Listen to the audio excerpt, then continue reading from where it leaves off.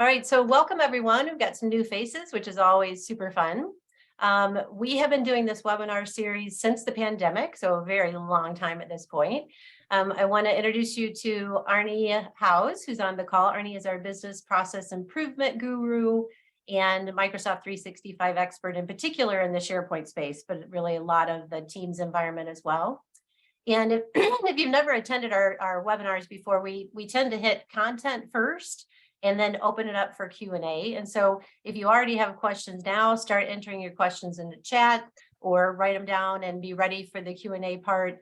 If Arnie gets to a particular slide or screen where you have a specific question about that particular page, feel free to unmute yourself and ask the question. We're fine to take questions along the way. Arnie, will you let Ellen in the room? Just awesome. Thank you. So that's the plan. Today, the topic is how to automate repetitive project tasks. So we have been doing a little mini series on project management using 365. We've got a ton of clients right now that really, they're not just running one little marketing project, but they're running lots of different projects and needing to keep track of resource management, capacity planning, deadlines, lots of different things. So we did a little mini series, and this one is sort of kind of the end of that conversation. So we're happy you're here with us today. And then next month, the plan is how to run effective meetings using Teams and SharePoint. So still something that can help you when you're running project stuff, but it's a little bit more open to everyone in the company as well. And Arnie's going to enter into chat a couple different links. So the first link, or I don't know the order, but one of the links are where on our website you have past recordings. So if you want to hop over there and see those, and on there, there's always going to be a place to register for next month's webinar. He's also going to enter a link into chat for next month's webinar. So if you're curious about that on how to run effective meetings, go ahead and register there. And there's a link to sign up for our newsletter. When you sign up for a newsletter, we give you lots of different productivity tips and ideas. We let you know what the next webinar is that's coming out, and you have a chance to register. You can also subscribe to our YouTube channel, and so that link is in there as well. So lots of different links for you. Go ahead, Arnie, switch the, perfect. So I want to back up and tell you about why we started the webinar series. So we were finding, so CTC productivity is all about helping companies run more efficiently. And what we were finding is that companies would have all these business issues that you're seeing in front of you. So they're struggling with how to communicate and collaborate, and they're having death by meetings, and accountability is an issue. And knowing Microsoft 365, we would be like, well, you should start using this app and this tool. And so we realized people really don't have a clue of the software they're paying for. If you are on Microsoft, you are probably on 365. If you're not on 365 yet, you will be soon, because it's just the next version of Microsoft. But we realized companies were having all these issues, but completely unaware of how the technology might be able to help. So the series is really to spark your interest about, oh my gosh, I didn't know I could solve that kind of problem with the 365 suite of tools. Depending on where you are, oh, sorry, this one is about the hybrid. So lucky for us, Microsoft had rolled out the 365 suite of tools before the pandemic hit. And then doubly lucky for us, as companies are staying in a hybrid and remote world, it's super important you understand how to use Microsoft 365 for cloud-based solutions. And quite honestly, even if you all along have had field people, I mean, the idea is you want everybody to be able to access anything from anywhere. So it's even more important that people understand 365. So are all in on 365. They're excited about it. They're leveraging it. We may have done projects for you. And so you've already drank the 365 Kool-Aid, you might say. And so you might be here because you just want to know what other things you can be doing. But there are a number of companies out there that are still like, why would I bother? Why would I want to look into 365? So we're going to start sharing different case studies with you, and Arnie's going to enter some links into the chat. In the chat, there's 3 different case studies of clients we've worked with, and they had different challenges and different solutions, and it just talks a little bit about, why you might want to consider 365. This particular, I just pulled a couple of pieces out of one of those case studies. So this comes from Jen Penza from Ardent Credit Union. And what she's saying is, 365 works, but if you have to do it right, and that's a really important thing you want to make sure you really understand what you're doing with 365, because you run the risk of setting it up wrong and frustrating everybody.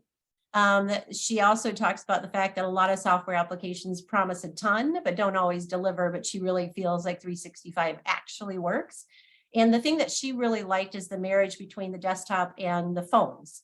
So the fact that you can, again, access anything from anywhere.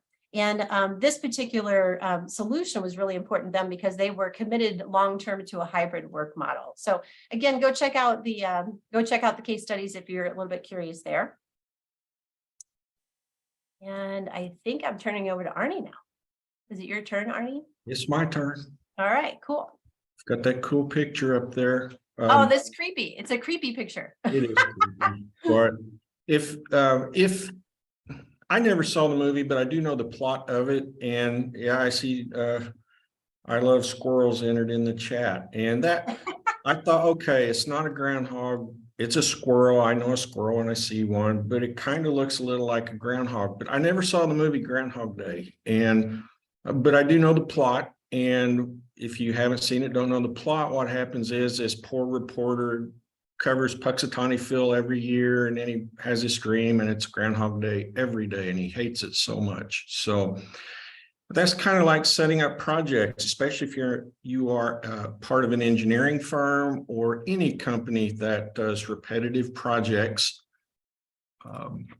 It can seem like Groundhog Day to you. I'm going to minimize the videos here. Okay. So I'm going to go fairly fast today. I'm going to show how you can automate a lot of that repetitive project task work. When I say task, not necessarily the task in completing the project, but the tasks related in setting up a new project. So that's the focus of today. So yeah, not a groundhog, it's a squirrel, but you get the point. It was too cool a picture not to put in here. So today we're going to see how to combine disparate, as Jan says it, project information onto a single dashboard page. So a lot of times in projects, you have information all over the place. I'm going to show how you can bring that together in a single page or group of single pages, kind of a battery of dashboards. And also, I'm going to show something really cool. And whether you do projects or not, this is something that is useful. Like if you have a large organization and you're setting up many departments or committees with teams, you can optimize a team and save it as a template. And also document sets. Document sets are a really cool thing in SharePoint. They're a little more complex, but the usefulness of them is so great that I may want to pique your interest on that if it's something that would be helpful. There's just not enough time today to show how to do it, but I want you to know what it does. Hey, Arnie, I'm going to interject there as well. So Okay. just so everybody kind of knows what you're getting into, our goal today isn't to say exactly how you do some of this stuff. It's really to raise your awareness, maybe make you aware that there's functionality there you should be exploring. So anyway, just set expectations properly today. Yeah, thanks, Jen. Yeah, our intent is to improve business, not to, or at least my intent is not to show all the step-by-step techie, click here, click there kind of stuff, because if we did that, it would change probably next month when Microsoft sends out a new update. So, but the general functionality, the general intent of some of this stuff, that's not going to change. The click by click might change, but the business intent is what's important. So who benefits from streamlined project setup? Well, of course, project managers do. They're knee deep in project information every day, but also, well, any administrative employees who handle that documentation and anyone who touches project information. If you're an executive over many projects, maybe the entire company, maybe the project department, whatever, it's good for you as well. I failed to include that, but it's always good to be able to see a 30,000-foot view of the project information. So as most companies do now, and a lot of clients we work with, we find that their information isn't simplified or standardized. They go through that Groundhog Day scenario where They set it up every time, but then it's really clunky, and sometimes it can take hours and hours or even days to get a project going. We're going to simplify and standardize. And again, information's in many locations, or is what happens a lot of cases where SharePoint document libraries or shared drives have organically grown over years. The information is so deeply nested in the folders that's just such a waste of energy when you have to click through so many folders. There's no high-level executive overview without time-consuming administrative work. What that means is I want the executives or the higher level project managers to be able to go to a single page and see everything they need to know to get that 30,000-foot view. That's often available now, but usually there is some person working perhaps at the front desk in the executive office who has to gather all of that. We can eliminate all of that information gathering by doing what we're going to learn today.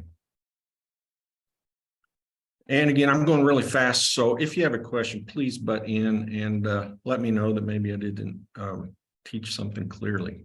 So repetitive, busy work. Nobody likes busy work, just starting up projects. And here's a biggie too, whether you're in project work or not, templates often get overwritten. Microsoft, of course, in Building 365 said, you know what, here's a business problem that every business has. We can fix that. And they did. And there's some slick functionality that will protect your templates, yet make those templates easy to get to. So this first part I'm going to show is Teams project templates. And let me show you an overview of what we're going to do, and then I'll show you kind of how to do it.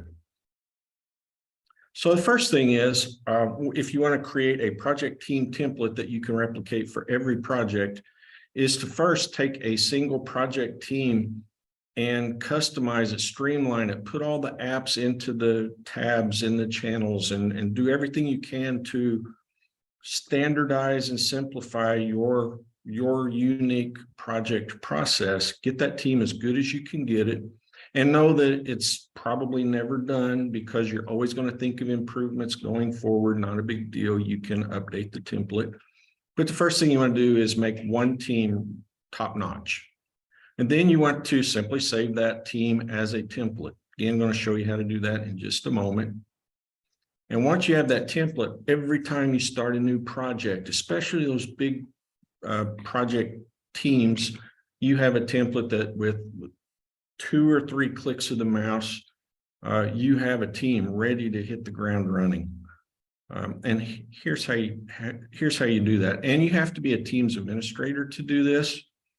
But this is a look at the Teams Admin Center. If you're not the administrator of your organization's Teams environment, you won't have this available. So if you need to get that person on board, just show them these slides, send them to the video of this webinar. But in the Teams dashboard, you'll see Teams templates right there. And if you click there, this window will come up and you just click add. You're going to add a new template. And when you click on add, it will pop up this page, and you just want to toggle the radio button to use an existing team as a template. So that's really about all there is to create a new template. And then, of course, if you ever need to improve or further customize the template, you just repeat that process. So I said that Microsoft had figured out how to easily protect templates. And also I mentioned document sites. Let's have a look at that. Just an overview. We're going to have one, what I call protected library. You're going to have in SharePoint a document library that only the administrator can change things. Everyone can read, but only the administrator can change those templates. And then in any document library going forward, you just customize the new item dropdown in the new library. I'm going to show you how to do that real quick. I'm just going to make a comment too. So Arnie always makes all this stuff seem so easy. and I grew up in a technical world, but it's still not always intuitive. So again, trying to give you a sense of what's possible, but don't get frustrated if you're trying to do it. We're just trying to explain it's possible. Right. Yeah, it's kind of a fine line to walk. You want to show the business process and just enough to get people headed the right way. But yeah, sometimes it's hard to walk that line. Thanks, Jan. So here I have, this is all site content page from my SharePoint and my prototype site. And I created a library just to hold my templates. In this case, I called it FF Freedom Farm Templates. And only I can change those templates or alter them in any way. So that prevents the problem going forward of, and we've all seen it, someone opens a template and starts entering the data in the template, and then they hit save rather than save as. So now you have a template that's all dirtied by information that should not be there. So I put those templates into the protected document library. And in this case, I created a second document library. That is the one we're going to use for this project. And I just called it official documents. Possibly could have called it project documents, but you get the idea. The general employee population is going to be working in this new lower document library here.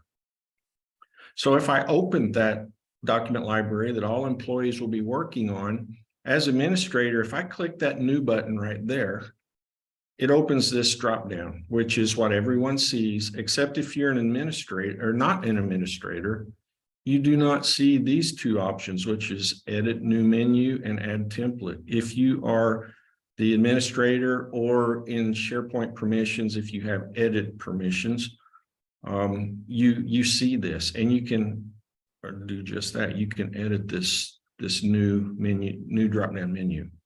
So in this case, you can see using the add template choice at the bottom, I added two templates from my protected template document library. So I'm always worried that I went too fast, skipped a few steps perhaps, but is there anyone who is not clear on what I just did? Please speak up. All right, maybe I explained it well. So the next one is document sets. That's also dealing with templates.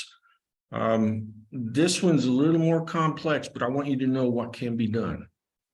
So for groups of document templates that are needed for every project, if you're doing the Teams template that I talked about earlier, this isn't such a good solution because to this point, the Teams templates kind of struggle moving document libraries the way you would like to have them. Microsoft's working on it. Hopefully they get that done soon because that would be really cool if all the documents copied with the Teams template. But if you're in the SharePoint world, document sets, and I'm going to give a use case example here in just a moment. If you have 5, 10, 20 documents that every project or every instance where people are working together, if they need that whole set in that drop down in the document library, there will be a document set option. So here's a use case. I once worked with a small police department who had to work with a prosecutor's office.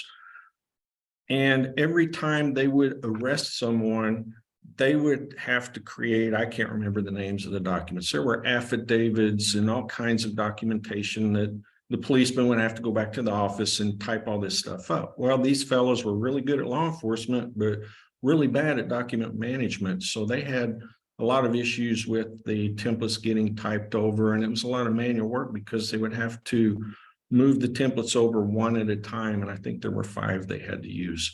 So now after we implemented document sets, they would click that new drop down menu in the document library, create a whole new set of 5 documents for this new arrest.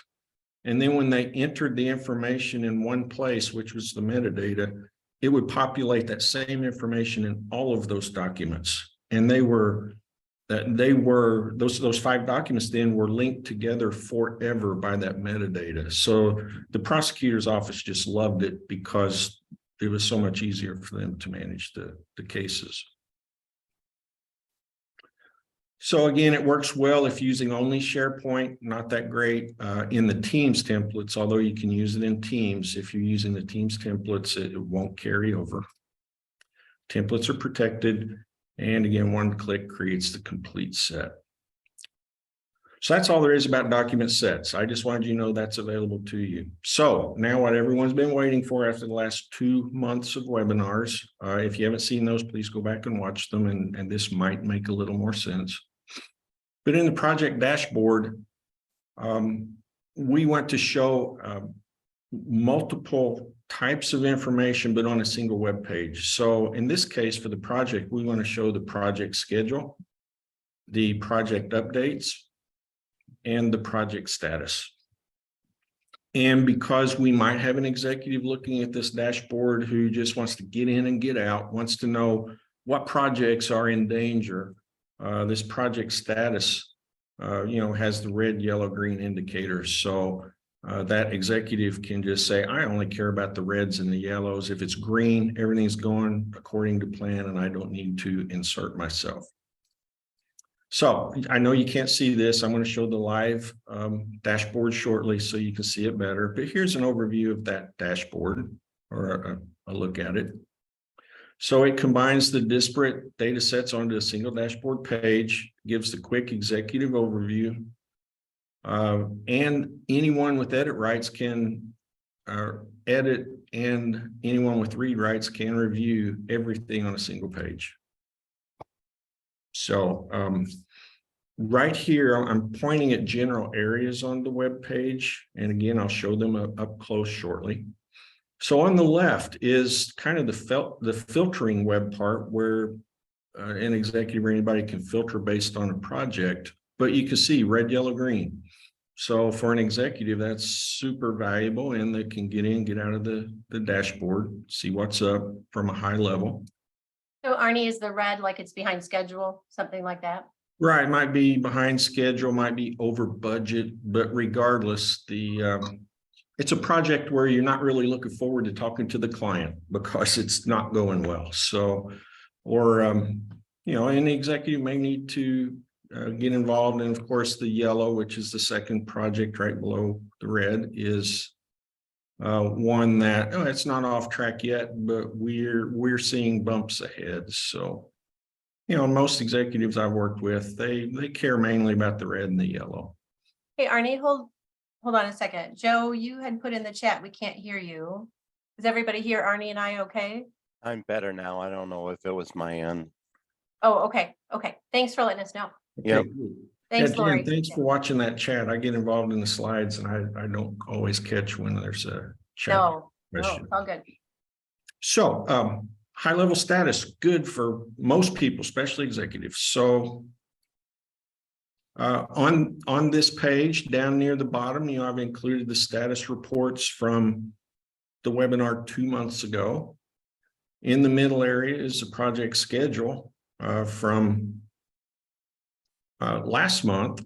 And you can see, and what the way I've coded this is if it's got a light blue head, it means that deadline has not been, that milestone has not been met yet. So just another good way to see the 30,000 foot view.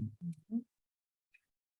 And I said, you could use that top left web part or region to filter. So let's say I'm an executive, I go to this page and I want to see more details about that one that's red, because I'm the one that's going to have to talk to the client. So if I were to click on that project, let me back up.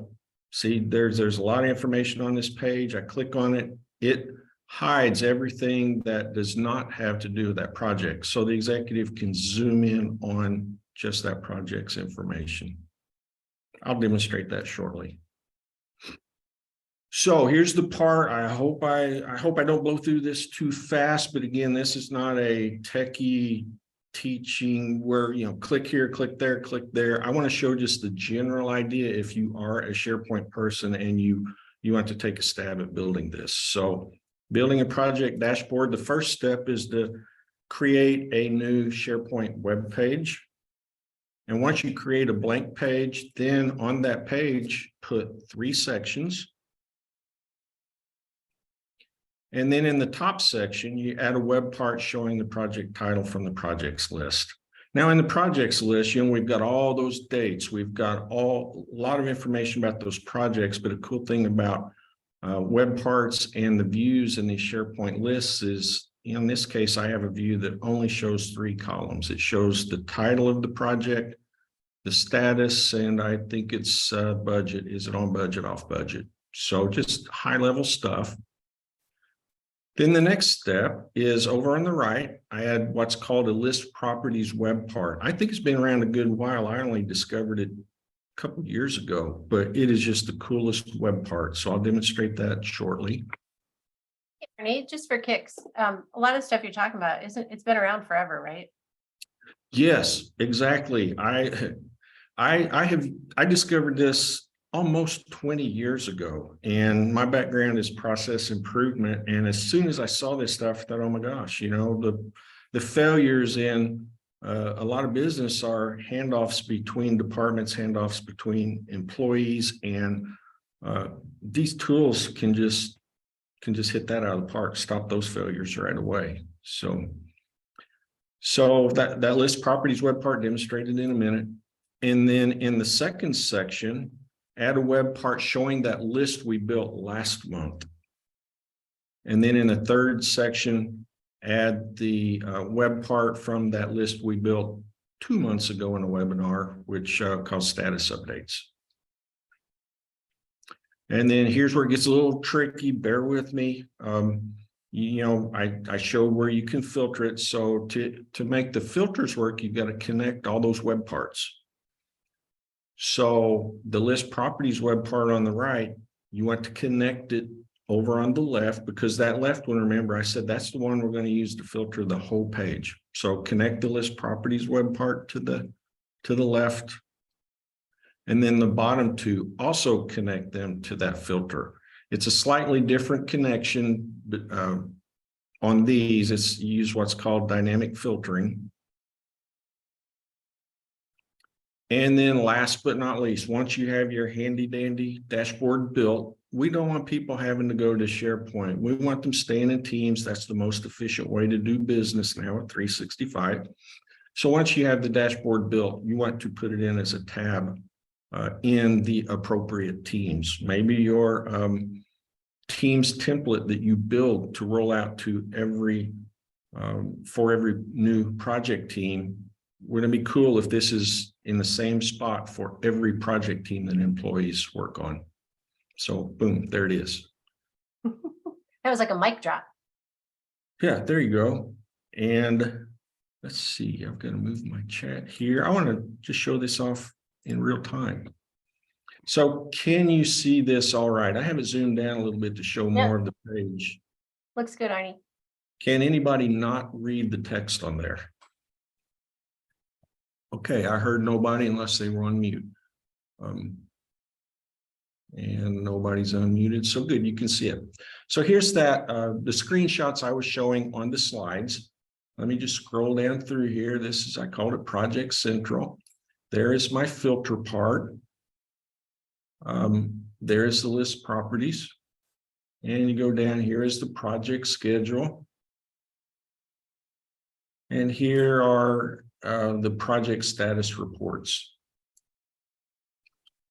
And you see there is a lot of information here that someone could scan. And it looks like I only have 5 fictional updates here, but if I had 30 or 50, there would be a scroll bar right here where I could just scroll down through there and read them all on this page. Likewise on the schedule, I only have 6 projects in my prototype. If there were 50, there would be a scroll bar right here. So just to show the filtering, again, all the web parts are connected to this web part. And if I click right here, this one's in big trouble because I gave it red status. Here is that list properties web part. It is yet another, of course, I could double click on this line and open up the details in another page. I can click this link and it would open up all the details about that project. But thanks to this list properties web part, when I choose this first one, the list properties web part displays all of the information that is in that list about that project. And if I had edit rights, I can edit that item right here. A lot of clients find that with the list properties web part, that's so much easier on some employees who may not be as techy as some of the rest of us.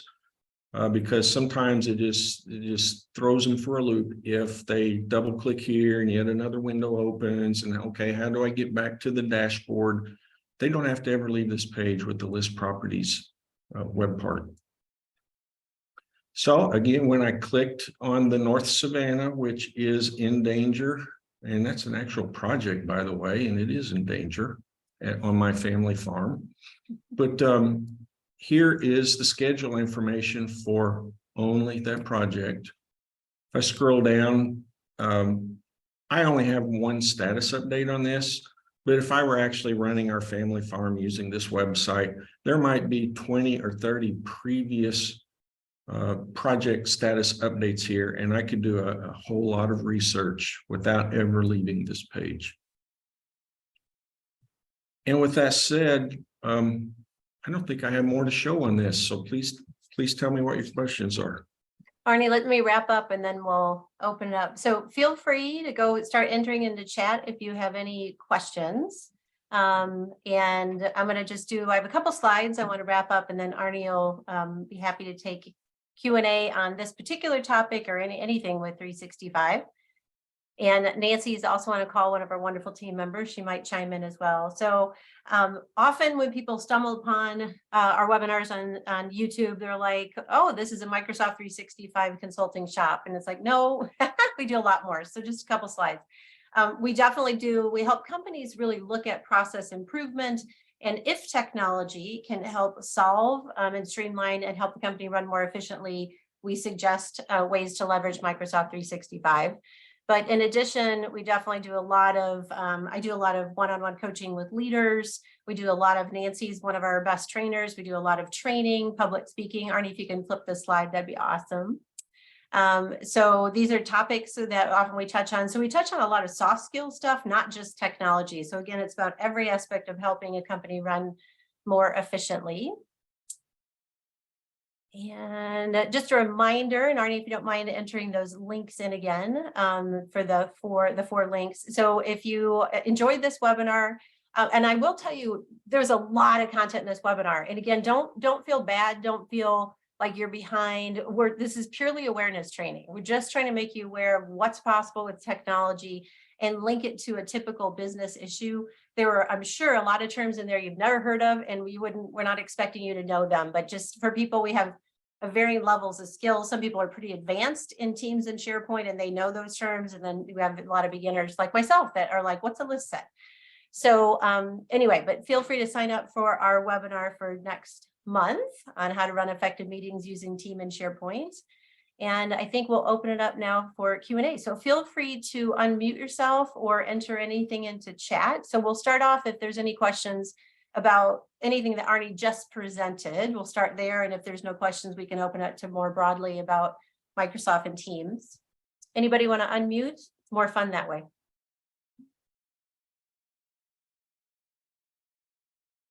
You're also welcome to share like an aha moment if you didn't know, or how you were thinking you might want to use it, anything, just to kind of engage. It's helpful to learn from other people at other companies, how they might want to be using the technology. So feel free to share in chat if you want to share any of that.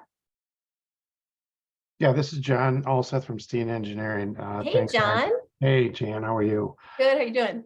Good, good. I'm glad I was able to be with the webinar today because I've been working with Arnie for past number of months on a project scheduling in SharePoint, and I pretty much had an aha moment now knowing where all this stuff is linking and how we can get this to really work for my company. Yay. Yeah. Fabulous. Thanks for sharing, John. Yep. Thanks, John. I didn't even see you snuck in here, John. I didn't let you in the door, apparently. Any That's other, okay. That's all right. any other questions or comments? I actually, this is Abby Anvick with the North Central Electrical League. I just have a kind of a question. We have a lot of different groups that we work with. The best example would be, board of directors. Is this something that even if it's not within our own company, but we could utilize this again for like a board of directors and say, these are all the things we need done? Like I could go across, it wouldn't have to just stay internal, correct? Right. Yes, SharePoint and Teams both designed to work with external clients, directors. So the answer is yes. Thank you. You're welcome, Abby. Abby, we're working with a couple clients in your organization. If you ever, I could give you their names if you want to know who they are to ask questions. So Yeah, I actually, well, I know a couple of them, but yes, Yeah. we'll have to chat offline at some point. perfect.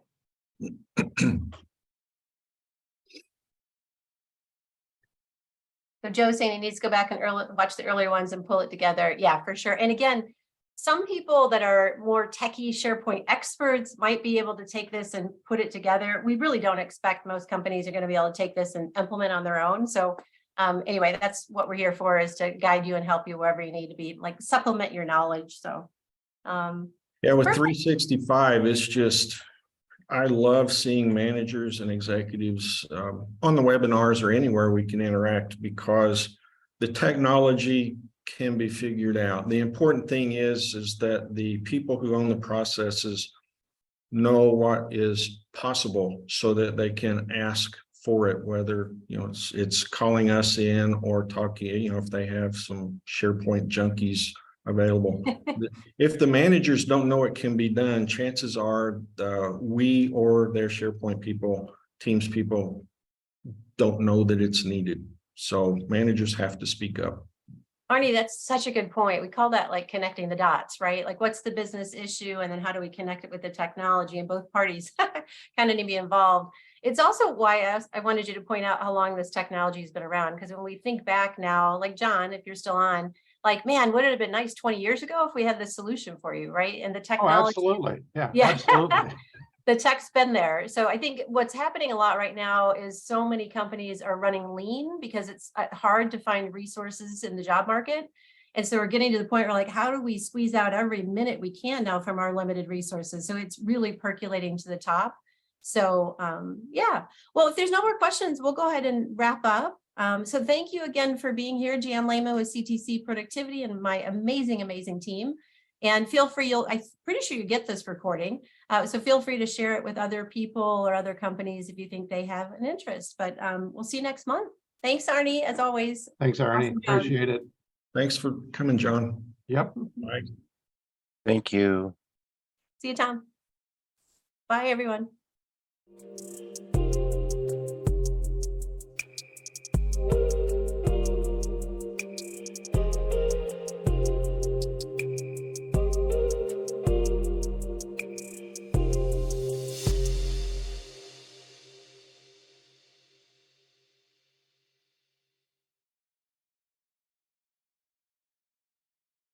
I guess it is time.